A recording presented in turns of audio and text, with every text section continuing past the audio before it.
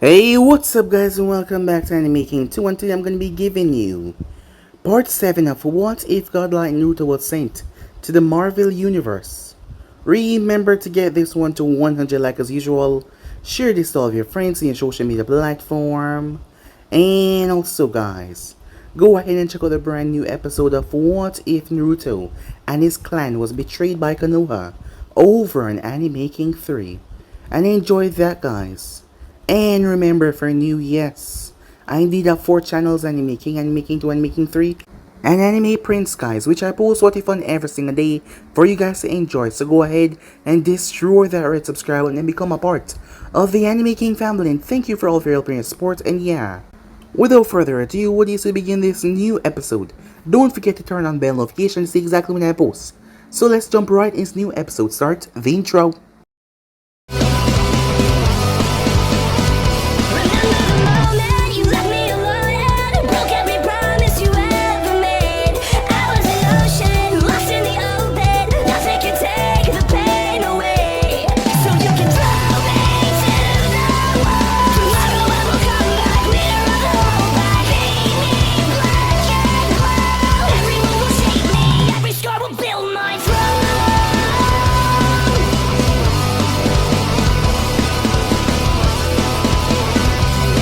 So the last time we left off, as Natasha realized that they were in Italy, as Naruto took her to a restaurant there. First she was checking out his bike, though as Naruto gave her the specs. Natasha enjoyed, well, building up a super machine, so Naruto already had one of her interests locked. As Naruto got the knack for it when he had went to China and saw a NASCAR race. As he had to say, it was amazing, so with its chakra metal and a few tweaks here and there with Fuinjutsu, Naruto had created a literal monster. His bike was supercharged and turbo. Without even the seals, it was already impressive, but if Natasha would see him activate the seals as they move, well, she would be shocked as hell. So with that, they made their way towards a restaurant. Inside was a wanted criminal, as he's been off the radar. He was a hitman. He had settled down here though, and he had a rather wonderful life. So Natasha was going to rat him out to shield, as both her and Naruto sat down and they ate. They kept things to a minimum, not really talking about anything that would scare the other off. Whenever something came up, Naruto told Natasha that he would tell her that, unlike a third date, there was still so many mystery about him. After they were done, Naruto left behind a package. The man opened it as it was his adoptive daughter inside. A tear ran from his eyes, he smiled, looking towards the package. It was always good doing business with Naruto. So with that, the both of them made their way once again. This time they arrived towards a new location as they were near Africa. As they were down there, Natasha was wondering what they were going to do now, as Naruto told her that it was going to be fun. Knowing her hectic lifestyle, yeah, she would enjoy this. That is when she saw another super soldier landed from a far, far distance out of nowhere. As she saw the hovering, it seemed to be some kind of invisible copter. As she wondered who had the technology like that. So with that, she was told the plan about the Black Panther. It turns out that it was near Wakanda. There was someone here that has stole vibranium, and they've been looking for him for a long time now. They made their way inside, as Natasha wondered how the hell did Naruto know this person, but she didn't say anything about it. So with that, they made their way inside. She and T'Challa had taken out all of the guards. They arrived upstairs as they saw the man they were looking for, as they knocked him down and tied him up. That is when Naruto appeared. As they found the vibranium, the ship came running as they pushed everything on it. Once they were done, they gave Naruto a minute. Natasha watched as the entire place went up in a bright explosion. As Naruto appeared behind her, she turned and hit him with the electrified baton.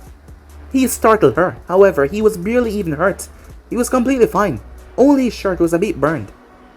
So with that, they made their way towards a mountain. As Natasha realized they were going to fly right into the mountain, but Naruto held her hand as they fly right through it. That is when she saw the city of Wakanda. It was amazing. Meanwhile that was happening, well, it turns out that Laura was about to give birth.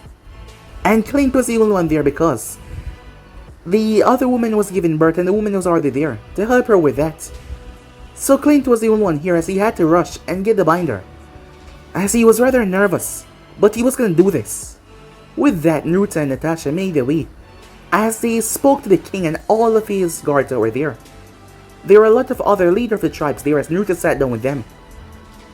There was a lie detector sensor of sorts over to the other side, so if they lie, they will know. However, Naruto wasn't here to lie or anything, as he told them several holes in their defenses. Not to mention, there was a story about how he met T'Challa. It was the girl of T'Challa that had been captured by several others that wanted to find the location of Wakanda, the Golden City. However, when the Black Panther came there, he tore through the ranks that they were nothing. But his girl was caught, and now he didn't know how to save her without revealing the secrets, as she told him not to. But before he could say anything, those spikes of earth came up and started to stab everyone. As Naruto offered his help and the man accepted it, as Naruto was able to heal her, bringing her back to some sorts of normalcy. He did some mission with them every now and then after that, as the king was still confused how someone was able to sneak into Wakanda without him noticing. So with that, they made Naruto some offers and Naruto made them some deals, as they should return back in 2 days tops. However, they offered him the bead. The bead was something really, well, detrimental. It was like strapping a nuke to your wrist. If you spill the city to anyone, well, it will go off, and if you forcefully try to take it off, it will go off. Natasha was hesitant to put it on, but when she heard about Laura giving birth, well, she realized that she had to make a move, and Naruto told her that it would be fine. Naruto also made some noise about the other supposed heir to the throne. That is when the king realized that his brother had a son out there, and he's been holding it back for some time now, so he's gonna tell them. So yeah guys, basically as left off, you guys can switch across the play store for yourself, and what do you say? We jump right into this new episode, guys. Begin now. We begin this at the Triskelion, Washington DC.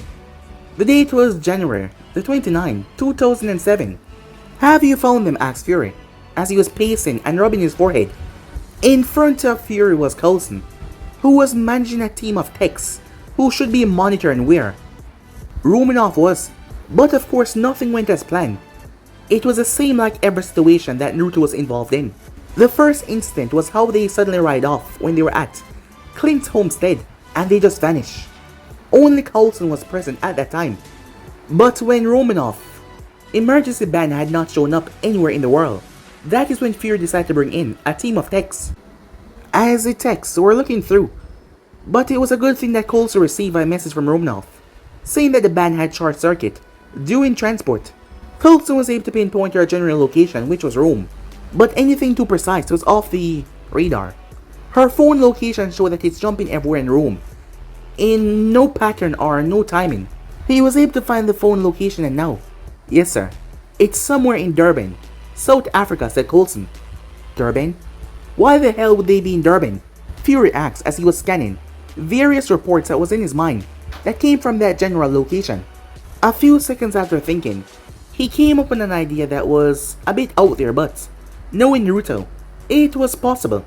Coulson, he said, search up the intelligence reports on Ulysses Cloud. Coulson nodded as he searched up the intelligence on Ulysses Cloud.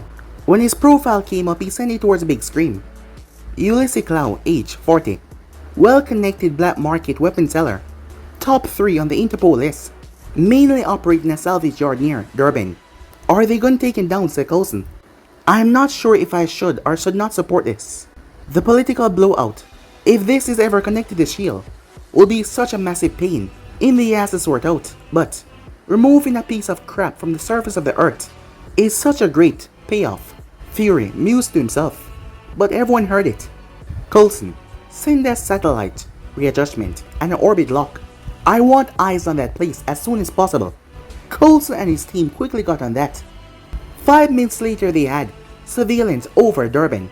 A live feed from the satellite showed up on the screen as Coulson scanned the area, as he noticed something on one of the ships. Focus on that ship, he said. What they saw was basically a massacre. It was similar to what happened in Budapest. Some of the tech workers who cannot handle that ran out of the room as they went to the bathroom to puke. I guess we found them, said Coulson. The tech people returned afterwards, looking a lot better. That is when they saw the hull of the vessel suddenly rip open. There's nothing there. It looked like it just suddenly opened. Can Naruto turn invisible? Coulson asks. No. I think that is a plane with active camouflage, just like the Quinjet. What I wouldn't do to have God's eye right now, said Fury. After another few minutes, blue light seemed to pulse from inside the ship. They then saw a spiraling blue dust erupt from everywhere. It became some sort of dome as it started growing everything to pieces. After the dome faded, the only thing that was left was dust and a large crater in the earth where the ship once stood. Coulson looked back towards Fury as he asked in a joking tone, "You still want to bring him in, boss?" After a small chuckle on Fury's disgruntled look, as they saw the invisible plane flicker, and Romanoff's phone went completely offline. Looks like she got in on the plane and went where the hell they're going next. As Fury was silent for a few seconds until he spoke. "Clean everything up, no evidence of what we were doing. No logs, no stamping time, no emails. If I find out that detail about this op got out of this room, I will send each and every one of you to the golems in Siberia. Got it?" All of them nodded frantically, sure that their boss would go through with the threat. "Good. Coulson, come with me," he said, as he walked out of the room without missing a beat. As they marched through the Triskelion, as they made their way towards the elevator, Fury pushed the button for the helipad, as he told the standby pilot that Coulson was going to fly the thing himself. As Coulson got in the pilot's seat as Fury sat in the seat next to him, "Go dark, we're heading to Alabama. We need to pick something up." Coulson did not question him as he checked a few things before he started the Quinjet. Once they were off, he asked, "Not like I'm questioning you, boss, but what are we gonna do in Alabama?" "I'm gonna pick up a file I made in 1995. Coulson tried to think back what happened in 1995. The only thing important happened was the Carol Danvers situation. The question is, what file could be so crucial that Fury had to hide it off the shield system? I know what you're thinking, but it's not sensitive. It's just a pet project that we need to start up. Phase 2 will not be enough if we will have to fight someone as powerful as Naruto." Coulson was definitely aware of the Tesseract and the future use of it being a weapon. But what could be more effective than weapons powered by that? "It is time that we begin the Avenger Initiative," said Fury. Time skip. Jersey City, New Jersey. Jonathan Pangborn was living a good life. It has been almost 2 years since he left Kementouch, and he can confidently say that he has done well for himself. He ran a booming auto shop, a girlfriend that turned into a fiancée, and he could say that he was able to reconnect with his family.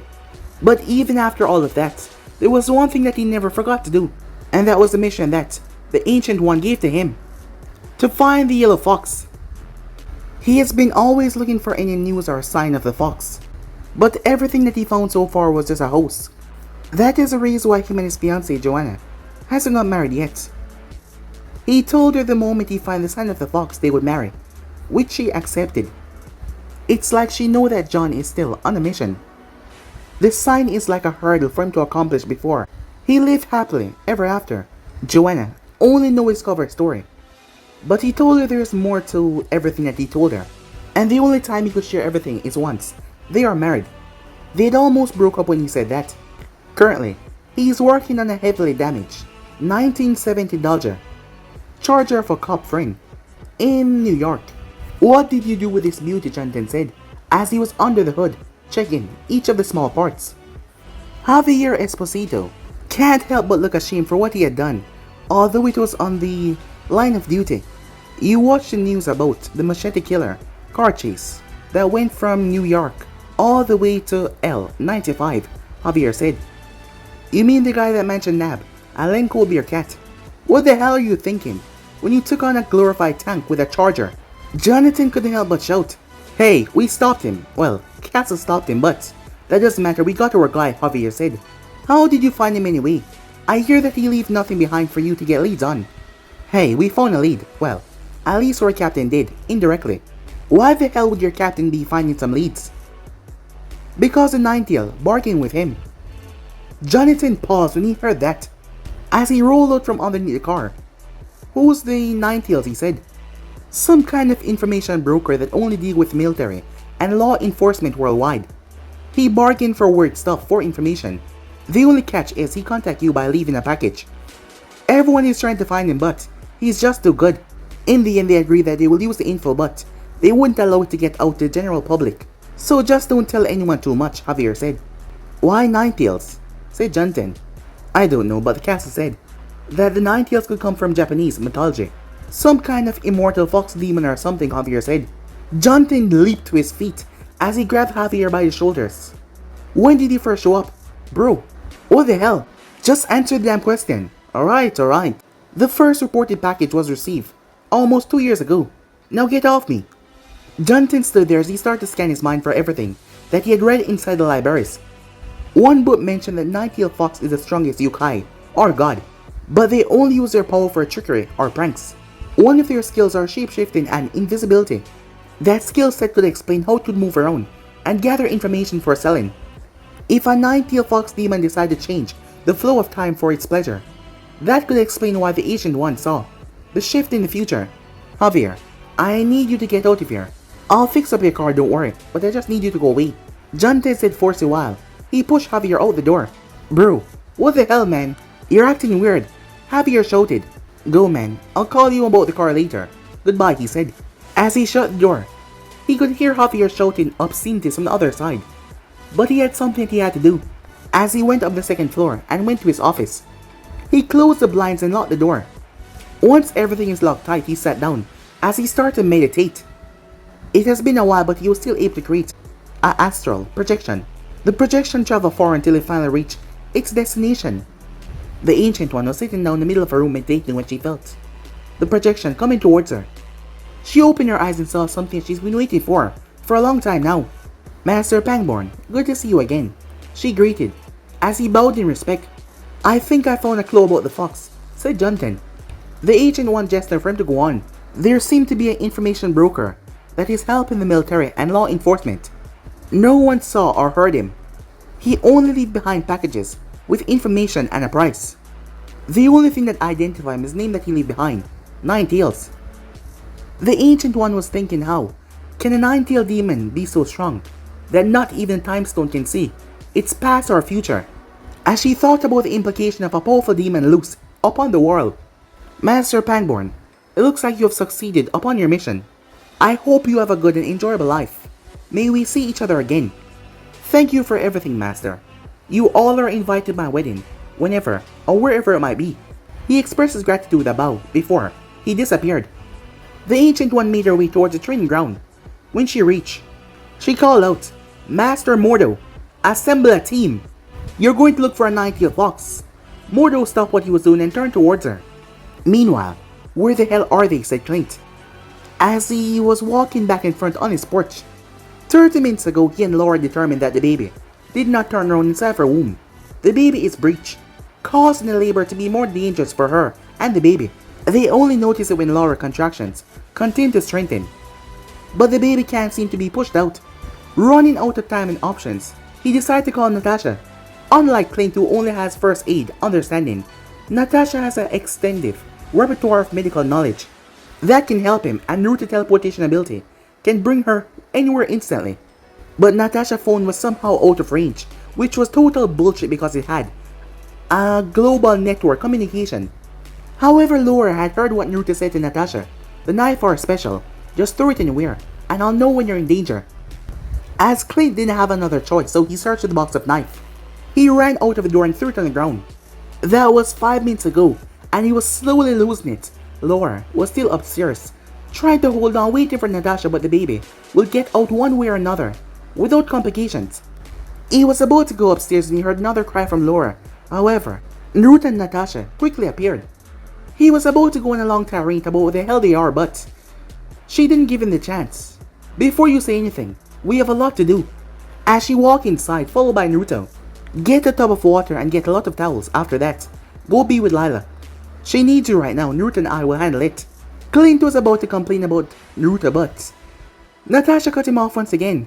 Just go and get the stuff. He nodded as he made his way off for it. And you can't come in the room unless I call for you, she said. As she looked back and saw Naruto staring at her. He didn't know what it was, but that was so hot. It came out by accident. She would have felt flattered, but this was not the time. Focus, Naruto. Follow me, she said, as they rushed upstairs. You're gonna be okay, she said as she rushed towards Laura's side. We got you. Hey, Nat. What took you so long, said Laura, in a jokey, weak tone. Naruto had to pick something up that would help you. But the catch is you can't see or hear what is happening. Why? Said Laura. Because you can't know what we will use or do, said Natasha, as Clint walked in, dropping off the items. He walked towards Laura's side and whispered to her ear, Nat will take care of you. I guess Naruto will too as well. I'll be with Lila. I love you, he said. Stay strong. He then walked out as he gave a slightly grateful nod to Naruto, as Naruto locked the door once he was out. As Naruto reached into his pocket, as he pulled out something, it was a pair of earpods and blindfold. We'll take care of you, don't worry, she said. Before she placed the things on Laura, Naruto went through hand sign as he slammed his hand down, causing Nat to back away as she saw blood markings spread across the room. He then went through hand signs again as his hand started to glow white. As he placed it towards her abdomen, press the bead with a cross and place it on Laura's chest. It will create a 3D internal scan of her. You will see what is happening inside. The writing, make sure that everything in the room is sanitary. I'm gonna keep boosting her and the baby vitality. It will give you another 20 or 30 minutes. That cleared a lot up for Natasha, but she was still holding on to a lot of questions, but she was gonna ask him later, as she now understand why Naruto was insisting on getting his beads from the people at Wakanda. It was basically the perfect medical device. Clint was in Lila's room as he was playing with her, trying to get her mind off her mother's pregnancy. It was 30 minutes later as he heard something new, a baby crying. He was gonna rush into the room when he remembered what Nat said. It was another 5 minutes when Naruto knocked on the door. As he opened up to see Naruto standing there, and Nat was behind him. Everything went fine. Laura and the baby are both healthy. Go on in, said Naruto. We'll play with Lila for a bit. He quickly hugged Natasha. Thanks, Nat. Thanks a lot. As he quickly patted Naruto on the shoulder, as he gave him a nod and smile of gratitude, as he rushed to the room. As he entered the room to see Laura carrying their baby, who was wrapped up in towels. Hey, hon, he said quietly, as he walked over to her side and hugged her. Want to hold him, she asked. Clint nodded as he carefully took their baby. Hi, Cooper. I'm your dad. I'll make sure that you're always safe. He introduced himself. The both of them couldn't help but shed a tear at the moment. Meanwhile, at Wakanda, T'Chaka told the story that Revolver on his brother. By the end of it all, most of what happened in 1992 was answered.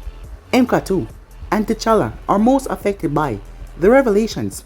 MK2 because he is the current leader of the border tribe, who were the most affected by the incident. The previous elder died during cloud destruction. T'Challa, for his part, was rather shocked that his father had killed his brother, or left a member of the royal family to fend for himself. Baba, are you saying that there's a prince out there that we know nothing of, and we did not bring him home? T'Challa quietly asks, his rage only being held back by his training. Yes, I entertained the idea of bringing him here, but this is not his home. He has no love for Wakanda or his people. I cannot say for sure that he will stay the same, but I could not take the chance. MK2 suddenly stood up as he bowed. I would like to retire for the night, Your Highness, as he hoped to get out before he would say something that might jeopardize the border clan position. I think it's best if we all retire for the night. It has been a trying day for all of us, Suragi suggested. T'Chaka looked around the room as he saw the exhausted expression on everyone's face. Nothing more could be achieved tonight. Yes, you're right, he said. At this moment in this tribal council meeting, everyone gave a small bow before leaving. T'Chaka was sure that by tomorrow night, everyone would have heard the story. MK2 would surely announce it tonight. The only one that are left are the rest of the door mileage. T'Chaka, T'Challa, Okoye, Baba, let me try to find him. T'Challa requested. No. Accepting a new member of the Golden Tribe right now would jeopardize the stability of Wakanda, he said in a forceful tone. T'Challa was taken aback by his father's forceful tone. We can't just leave him out there. We're his family. We have an obligation to help him. T'Challa reasoned with him. And I am the king. I have an obligation to Wakanda, above all. He roared. You will not try to find him, he ordered with a glare. Before he got up and walked, his door mileage following behind him. Before he left the room, he spoke. We will speak about this no further, he said. When the door closed, only a seething anger, T'Challa, and a stoic Okoye was left. I might have been ordered not to do anything, but he did not say someone else could not find him. He said to no one in particular, but Okoi heard him. You do realize I still serve the king, right? Okoi said. Yeah, I know. That is why I will stay put and do nothing, he said. You're going to ask him, aren't you? Okoi said, already knowing the answer. Of course. It's the fastest way to do it. What do you think he's gonna ask for this time? Okoi said, as she was curious. I don't know. You know him. It will either be really cheap or really expensive. Time skip.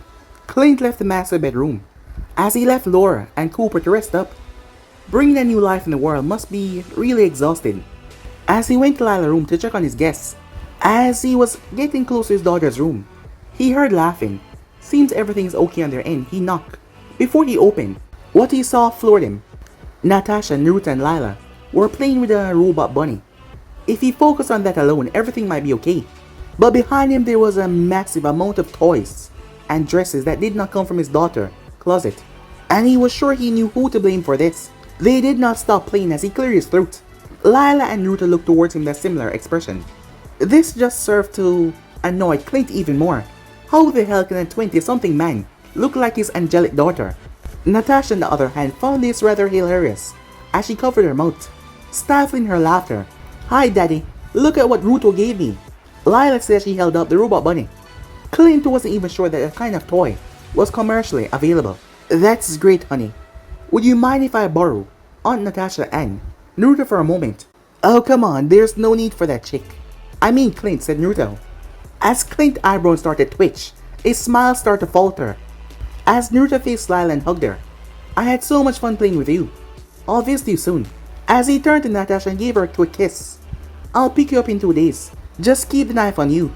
Sure, she said as she pat the small part of her back. I always have it on me, she said. Sorry that we weren't able to do the last part of the date. Are you kidding? This was way better, although less delicious. She gave him a confused look. My plan was for us to go to Japan and eat some ramen, he said. I should have expected that, she said, with a smile. Clint was guarding the door, while Naruto said his goodbyes. Hey Clint, I gotta bounce. You should try and use that bow of yours. You're gonna love it. As he just vanished, he heard his daughter speaking about Naruto being a magician. How could he forget that the guy could just teleport? You hear that, Clint? Naruto is a magician. Obviously guarding the door won't work on a magician, said Natasha. He ignored her as he took a deep, calming breath. Lila, want to have an early dinner and see how mom is doing later? Lila's eyes sparkled as she nodded repeatedly. Can I bring my new toy? She asked. Of course, honey. You can watch some TV downstairs while your aunt and I prepare dinner. Even though she was awake for 9 hours now, she was still full of energy as she ran downstairs. As Clint and Nat made their way. So, he said, where'd you guys go? Wow, you lasted until we reached the kitchen. Good for you, she said in a sarcastic tone. He tuned out the sarcasm. We had breakfast in Rome. A friend of his owned a restaurant there. He took you to Rome? Clint asked in disbelief, as Natasha simply nodded to it. Of course he took you to Rome. How the hell does he even know someone in Rome? Natasha started to take out the ingredients as Clint prepared the pots and oven. She had stayed with him so much that she knew everything. Everything location in the kitchen. I don't know, but I think he is one of his customers. I thought every one of his customers is military and law enforcement. Apparently not. I met another one of his customers, but I can't talk about it. Why can't you talk about it? Come on, you can tell me anything. Clint, no matter what you say, I can't tell you anything unless Naruto is nearby to deal with the aftermath. What the hell? Are you strapped to a bomb or something? She did not deny it. Wait, tell me you're not strapped to a bomb. I'm not wearing a bomb, she said. She said not wearing. Holy shit, he said. You're strapped to a bomb. We need to call Coulson. Don't. It's fine. As long as I don't let anyone know about stuff, the benefits outweigh the potential danger. And the danger dropped to 0 if Naruto is nearby. What happened on your date that you're 100% sure that he can stop the bomb, said Clint. I'll tell you someday, but I'm more than sure that you will see it, she said. He wanted to push for an answer, but he decided not to push. So, what can you tell me, he asked. I can tell you about the breakfast part, if you're not gonna tell anyone on S.H.I.E.L.D., she said. He had to know how bad it was before promising anything. From the scale of stealing snacks to hiding a nuke, how bad is it, he asked. Knowing a dead hitman is still alive and running a restaurant, Natasha said. That's a low one, he said. Hit me. Okay. Leon, the professional of New York, is in Rome. Damn. The legend is still alive. I know, right? Imagine him being your server, and your date is apparently a friend of his. As Clint washed his hands as Natasha set up the table, I'll see what Naruto did to my bow while there's still some light left. It will only take a minute. I'll get Lila, and we'll wait for you outside. I want to see what Naruto did to it, said Natasha. As Clint went upstairs, the bow was still painted pink. As he started to wash it off with the hot water, he then noticed the strange letters carved into it. It reminded him of the letters that were carved into the trees in New York. Naruto must have done something to it. As he got a quiver, as he came to see Natasha and his daughter. What took you so long, she said. It was still pink. I had to wash it. Good thing too. I wouldn't have noticed these letters. As he showed it to her, you know what these engravings are. She examined it. All I know is that he used it to do almost anything. As she was still as clueless as Clint. As he took an arrow and loaded on, that is when he felt it. It was easier to load the string. And it was easier to steady and stabilize. As he aimed it towards dandelion flower, a few hundred meters away, as he slowly fired the arrow flew at subsonic speeds, and he had just drawn it halfway. When it impacted the ground, the place exploded into a huge column of smoke. As soon as the dust settled, everyone saw a large crater with a broken bolt in the center. Holy shit, both Clint and Natasha said. As that was mandatory for when they see things like this, however, they forgot about one little thing. Daddy? What shit? Said Lila. Time skip. Natasha had a long, thrilling 2 days. After testing out Clint's new bow, the explosion was loud enough to awoke the crying baby and the mother. And not to mention, Lila kept on asking about what is shit. So Natasha pulled the same thing that Naruto pulled. She retreated, as she quickly packed her bags and said goodbye. She saw the pleading look on Clint's face for her to stay, but she did not, as a really pissed off angry mother was down there. However, when she got to New York, things just got a whole lot worse. It seemed that the universe was just piling everything on. Flashback. Coulson and Natasha were making their way. As she asks, anything interesting happened while I was out? Oh, not really. Just some agent who decided to take out the arms dealer without orders, said Coulson with a shrug. Damn, you saw that, didn't you, she said. He gave her a blank stare. Of course you saw that.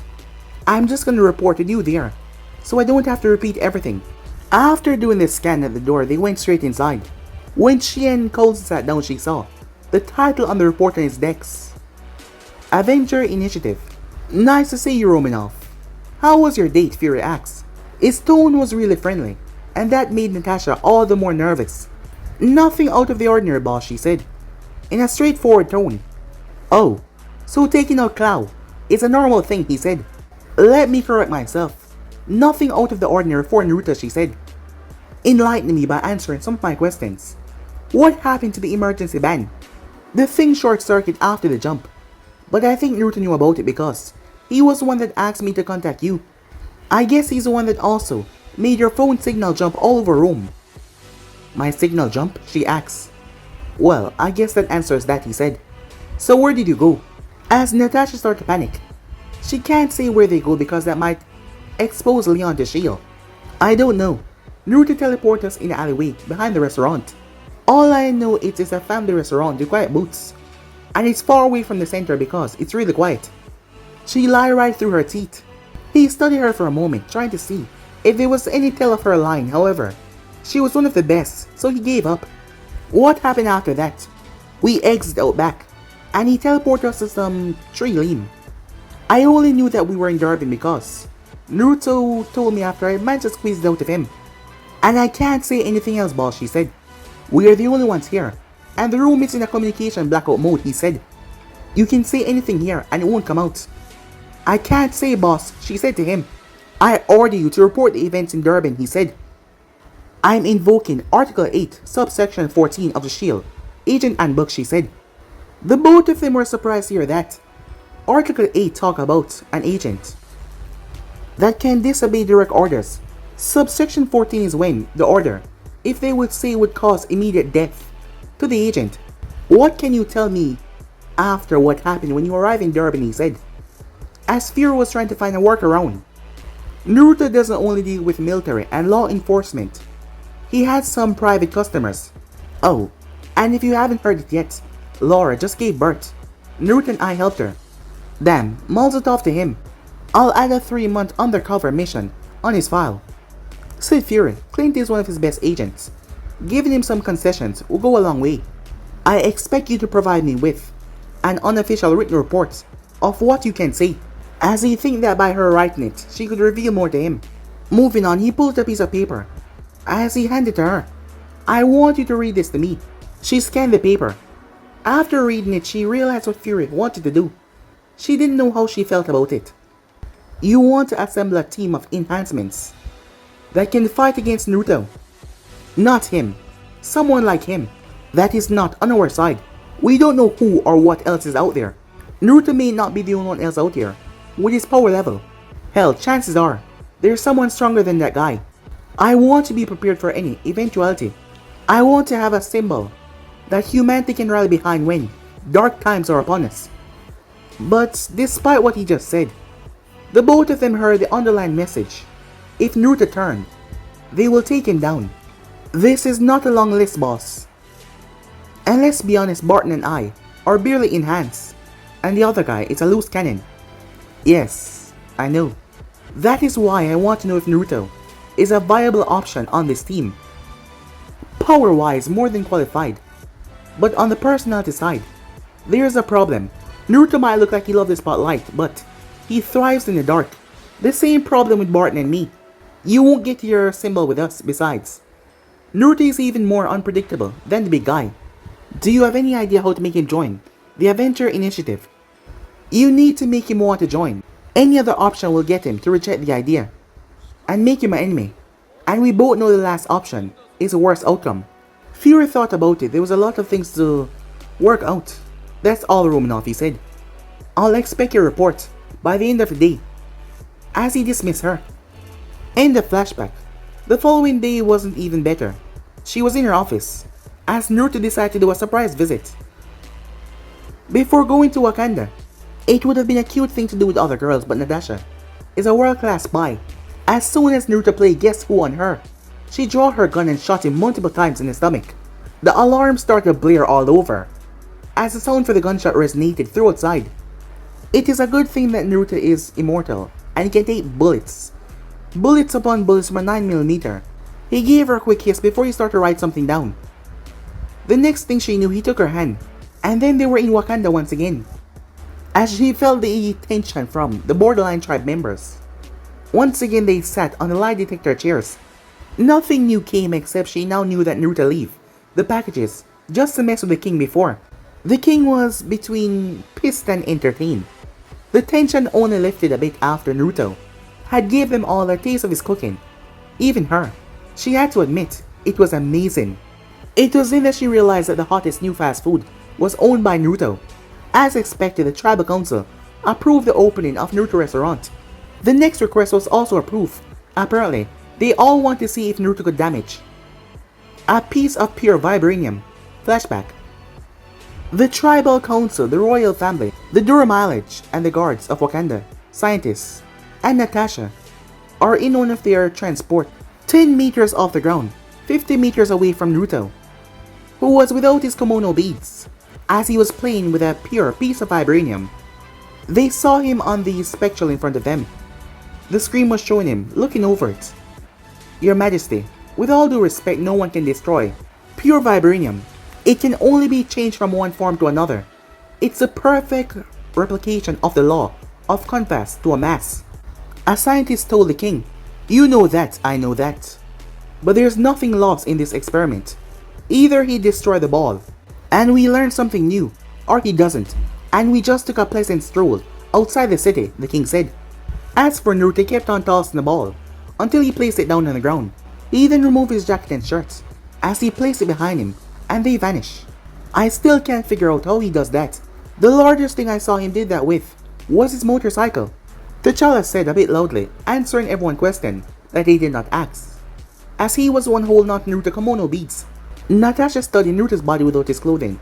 There was black markings running all over his body and forearms, similar markings to the ones on the knife. As Naruto picked the ball up again and held it close to his chest, with a single hand sign, he said one word.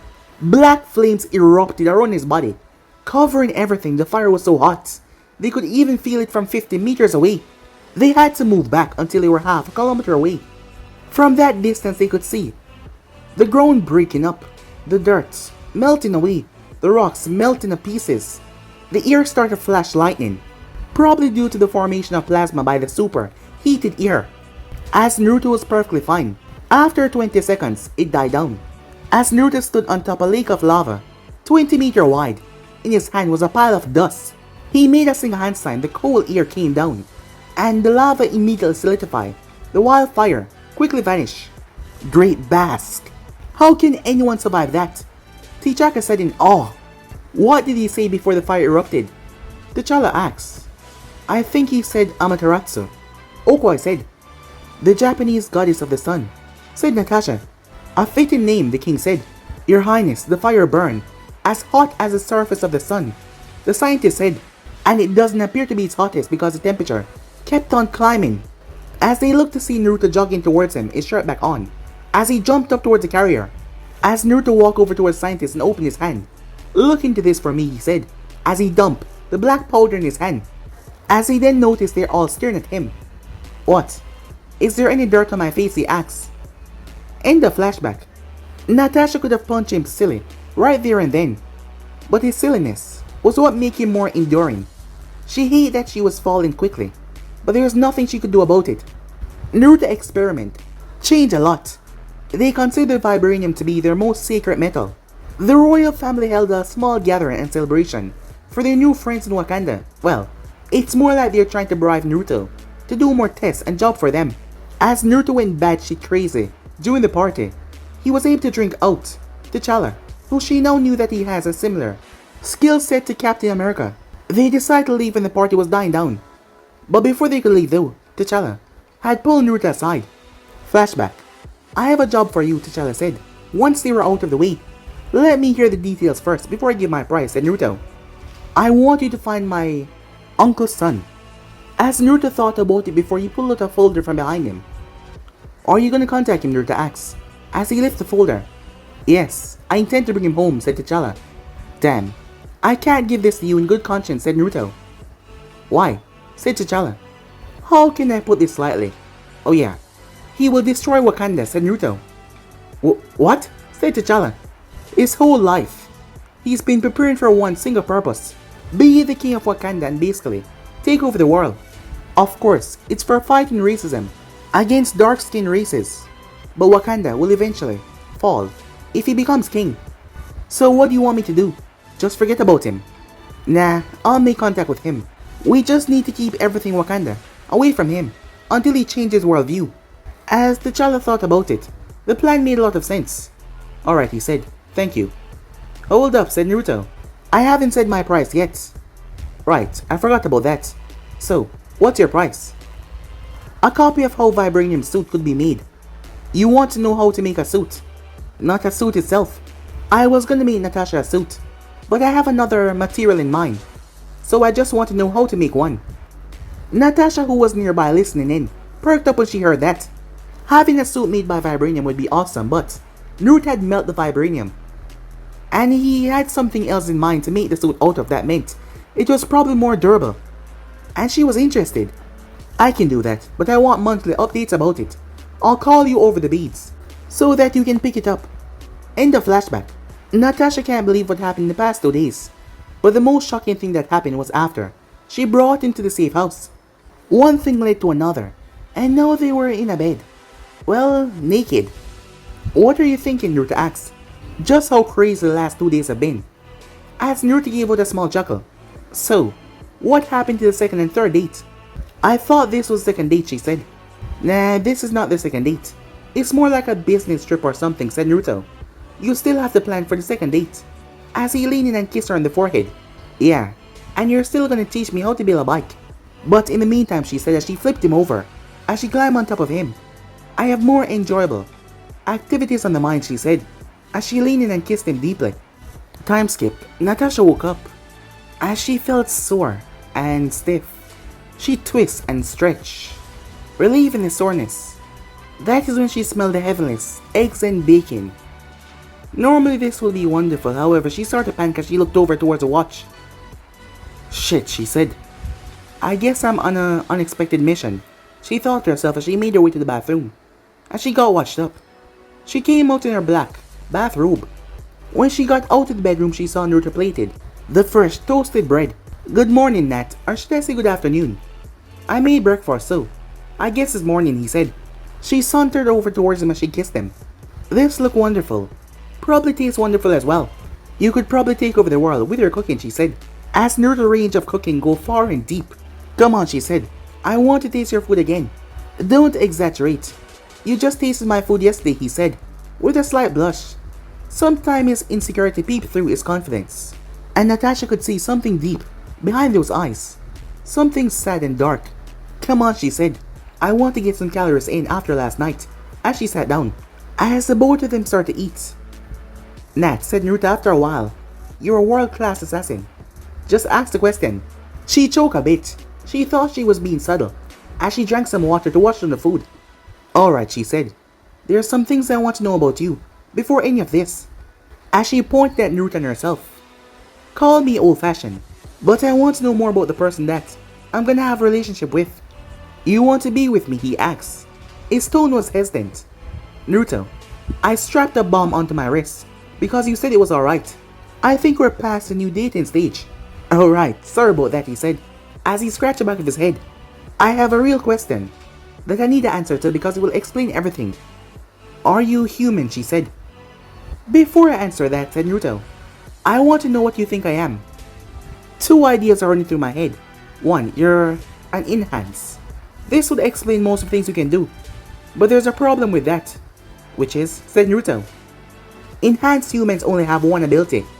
That's because whether we like it or not, the human body is weak. It can only handle one enhancement. It might be as straightforward as having super strength, or complicated as being able to control plants. Some abilities could be differ, like having telekinesis. You could fly and control things, would make it seem like you have multiple abilities. But in your case, there is nothing that unifies everything that you can do. Everything is so random. I thought that you had the ability to control space because of your teleportation. It could also explain your strength, speed, and invulnerability. But there's one thing that you can't explain. That satellite really screwed me over, huh? I thought I was being sneaky in the beginning, said Naruto. As Natasha see that he was aware that the government already had a video of him. So what's the thing you can't explain, said Naruto. The fire you created yesterday, as well as the instant cooling. I tried to think about how you did it first. I thought about the spiraling dome that destroyed the ship. The dome could also be explained by spatial manipulation. But the fire is too different from it. You might achieve the heat by colliding, nuclear fusion. But the problem was the scientists detected no radiation, which makes no sense. So that means you're not an enhancement. As Naruto took her hand and brought her to the couch, as he sat down. So what's your other idea? You're an alien, she said. She saw him looking curiously for a moment before. He got up and went through hand sign as he slammed his hand down. The writing spread all over, and she could no longer hear the things outside. As she assumed that he blocked out the sound, everything, to keep her focused. I'm not exactly sure what I am, but I know at the very least, I was born human, said Naruto. She was still surprised even though she already figured it out. What happened, she said. There's a few basic knowledge you need to understand first. I'm not from this world. I'm not from this universe, he said. The world I come from is called the Elemental Nation, named after the 5 largest countries: fire, wind, lightning, earth, and water. Think of it as Japan, but except for one major change. We use chakra. Chakra? Like the spiritual energy, she said. It's more like the combination of the environmental, spiritual, and spiritual mental energies, but most likely the same. There are 3 specialized units daimyo could call: the monks, samurais, and shinobis. As he formed a hand sign as a normal monk with a staff appeared. The monk, as the name suggests, is a religious man who has forsaken all worldly possessions They are trained in temples to pray and fight. They can also use chakra to reinforce their bodies, to enhance their hits, and use a single element. The reason monks are rarely called is because they would rather seek peace than war. While he was talking, the monk was showing his skills. The monk then turned into a samurai armored man. The samurai, the right-hand man of daimyo. They help him with all of the bureaucracy. But don't be fooled by their day-to-day job when it comes to war. They're efficient and deadly, trained in the art of kinjutsu and chakra enhancement since birth. They can cut down battalions of men. They follow a strict code of honor, which made them fight everyone head-on. Any violation of the code will label them as a ronin. The daimyo need them to run the government officially, so they're not that called to get into battle. I'm guessing that you're a shinobi, said Natasha. That's right. The samurai then turned into Naruto. He was around 12 or 13, wearing a bright orange suit. The shinobi is the most potent and versatile warrior. They're like a combination of monk and samurais. However, we have no law or code of restraint. Our only law is of war. We will stab you behind the back if it made the job easier. The shinobis are mercenaries. They will do almost any job for money, as long as they don't have a negligence impact on them. Trained as young as 6 in hidden villages, most of us graduate at 13 or 12 years old, and have our first skill not long after. Natasha couldn't help but draw a parallel between the shinobis and her. That is when something struck her. Naruto was a shinobi, making her and him more alike than she can even imagine. There are 3 primary skills learned by a shinobi: taijutsu, genjutsu, and ninjutsu. Genjutsu is the ability to create illusions with your chakra, just like what I'm doing now. As he pointed towards the image of his younger self, taijutsu is the ability to strengthen one's body. You can also throw in weapons and fighting skills in there. Ninjutsu on the other hand, he held out his hand as a blue, spiraling spear appeared. Of course, there are other categories like Kekigenkai, or any other specialized skills that can be inherited, or Fuinjutsu, which are sealing techniques, which by using the characters and chakra, you can give form to a chakra or function. Almost everyone can use chakra in your world, right, she said. Still trying to comprehend everything he said. Yes, said Naruto.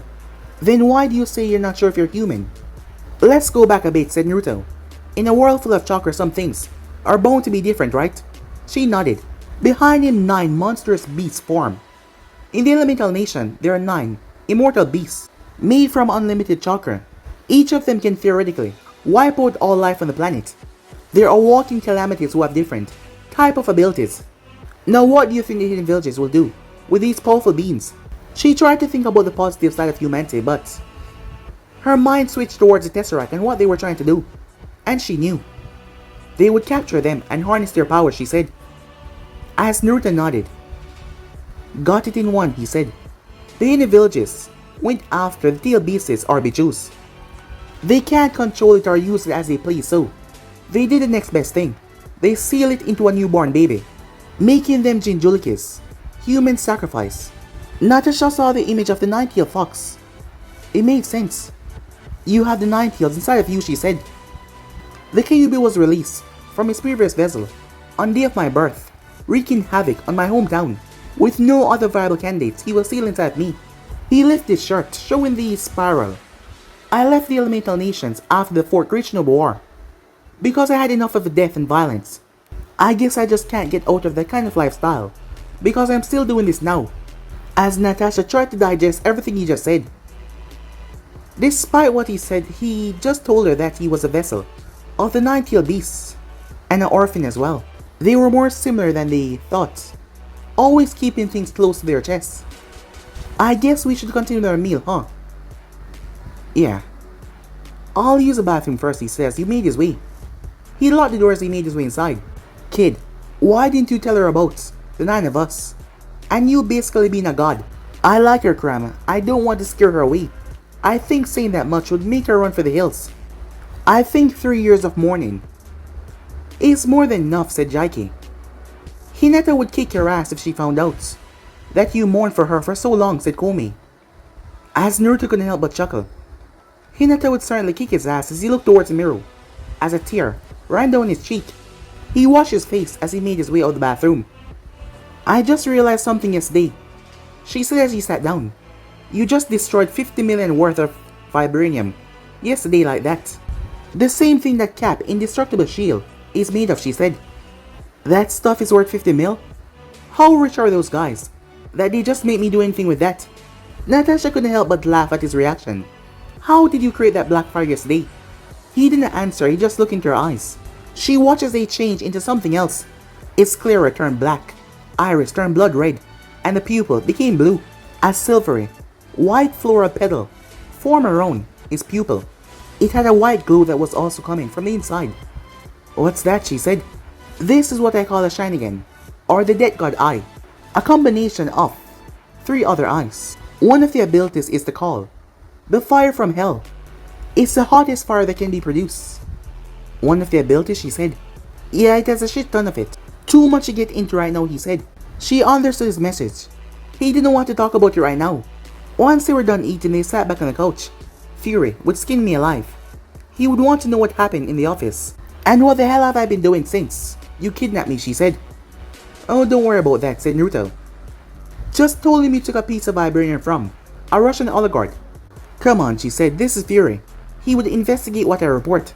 Just give him this, said Naruto as he handed over a piece of rock. Where did you get this, she said. Took down a Russian org this morning. He's funding a terrorist group in Afghanistan. One of his hobbies is collecting meteorites or anything that come from space. This rock, on the other hand, came from Wakanda, said Naruto. You know what? I'm just not gonna question it. Thanks, she said. Her phone then started to ring. She picked it up. Speak of the devil. As she answered, hey boss, I was just about to call you, she said. But guys, be subscribe right here. If you want to see this person do, like, subscribe, comment down below, turn on that bell notification to be posted, but I'm out for now. See you guys soon. Peace, guys.